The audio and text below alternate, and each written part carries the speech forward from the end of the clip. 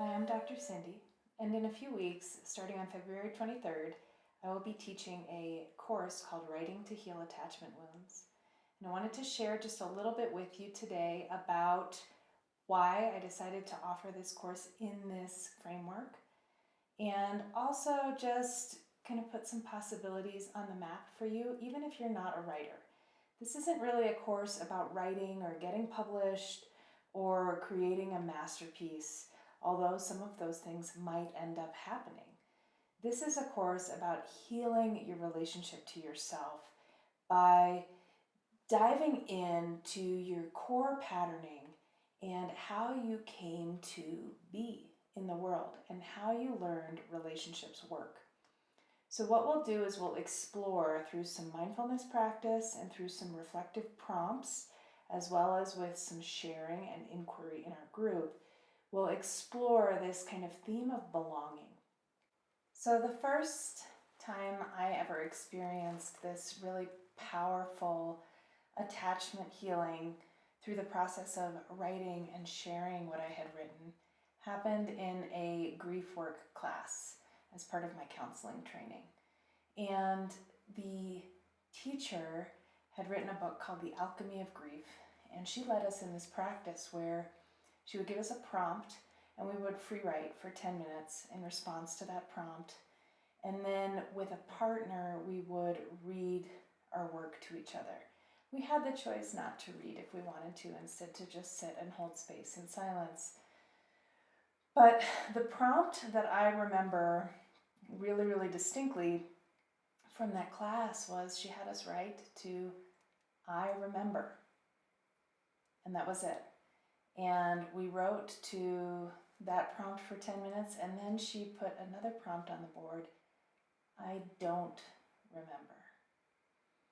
And we wrote to that for 10 minutes. And in responding to those two prompts, I really started to reconnect with this young part of myself that remembered a lot of chaos and a lot of exile, a lot of being kind of sent to my room because I was having feelings that were too big to be contained in my family.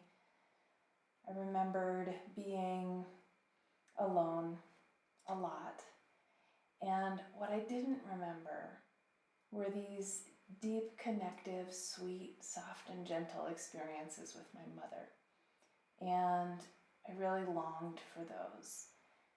It was in identifying that these were both the traumatic pieces and the overstimulating pieces and the missing pieces that it really started to help me understand what I was working with in my modern day relationship, which at the time was a very painful divorce and a lot of mental illness that was resulting in me being on the receiving end of a lot of emotional abuse.